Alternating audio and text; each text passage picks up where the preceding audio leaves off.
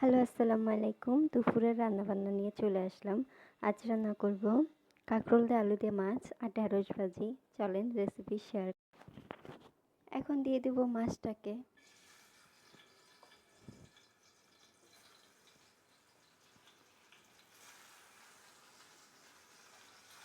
মাছটাকে ভাজতে বসিয়ে দিলাম। মাছটাকে পাশের চুলায় ভাজতে বসিয়ে এখন বসে দিব তরকারিটার মশলা কষাতে। এভাবে দ্রুত দুইটা চুলা থাকলে দ্রুত কাজ করা যায়। তাই এখন আমি মশলাটাকে কষিয়ে নেব। এখন দিয়ে দেবো গুঁড়া মশলাগুলোরে, মানে আছে ধনিয়া গুঁড়া, জিরা গুঁড়া, হলুদের গুঁড়া। ঝালটা আপনাদের পরিমাণ মতো, যে যেমন ঝাল খান তেমন দিবেন। আমি আমার পরিমাণ মতো দিলাম। এটাতে যেহেতু একটু কাঁচামরিচও দেবো, কাঁকরোল তরকারিতে একটু কাঁচামরিচ দিতে হয়। মশলাটা কষিয়ে উপরে তেলটা উঠে আসার পরে দিয়ে দেবো আলু আর কাঁকরোলটাকে, যেহেতু আমি দুইটা একসাথেই কষায় নেব। কাঁকরোল দিয়ে চিংড়ি মাছ দিয়ে রান্না করলেও খেতে খুবই ভালো লাগে। এভাবে রান্না করে খেয়ে দেখবেন, তরকারি খেতে খুবই ভালো লাগে। তবে কাঁকরোল তরকারিতে একটু ধনিয়া পাতা দিলে আরও বেশি ভালো লাগে। তাই এটাকে এখন ভালো করে একটু ঢেকে ঢেকে কষায় নেব। কষানিতেই হাফ সিদ্ধ হয়ে যাবে কাঁকরোল আর আলুটা। তাই এটা কষতে থাকবে।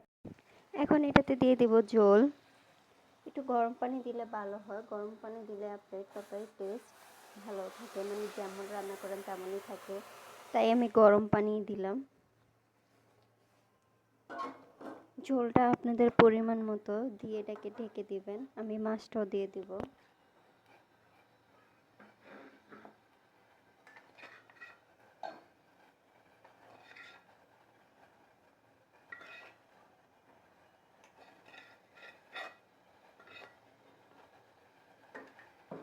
দিয়ে দিলাম মাছটা দিয়ে এটাকে ঢেকে দিব। 4-5টা কাঁচামরিচও দিয়ে দিব।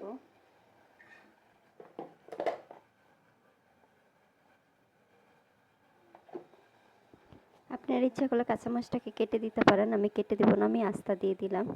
তাই তরকারিটা হতে থাকুক, আমি অন্য কাজগুলো সেরে আসি। ফ্রেশ ধনিয়া পাতা ছড়িয়ে দিলাম। ধনিয়া পাতা ছড়িয়ে দিয়ে এভাবে নামিয়ে ফেলবেন। কাঁকরোল তরকারিতে একটু ধনিয়া পাতা দিলে খেতে ভালো লাগে। এই তো আমার কাঁকরোল তরকারি হয়ে গেছে। এখন করে নিব ঢেঁড়স ভাজি। একে একে রান্নাগুলো এখন শেষ করে ফেলবো। এখন করে নেব ঢেঁড়স ভাজিটা। কড়াইতে দিয়ে দিলাম তেল। ঢেঁড়স ভাজি অনুযায়ী তেল দেবেন, তেলটা একটু বেশি দিলে ঢেঁড়স ভাজিটা খেতে আর কি ভালো হয়। পরিমাণ মতো তেল দিয়ে দিলাম। এখন দিয়ে দিব পেঁয়াজ।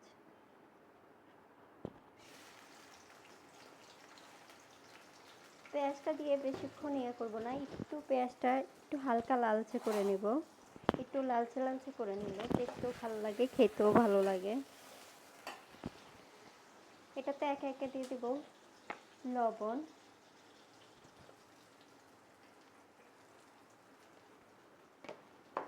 যেহেতু কাঁচামরিচটা আমি আগে